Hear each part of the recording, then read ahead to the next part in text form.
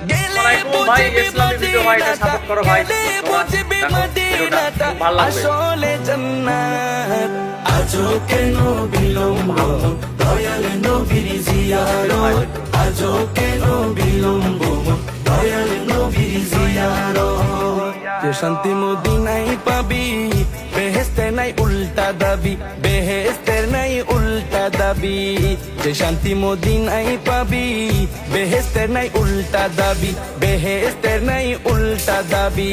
লামো কামের সুবাসেতে লামো কামের সুবাসেতে বাড়াবে ইজ্জত আজও কেন বিলম্ব দয়াল নবীর জিয়ারত আজও কেন বিলম্ব দয়াল নবীর জিয়ারত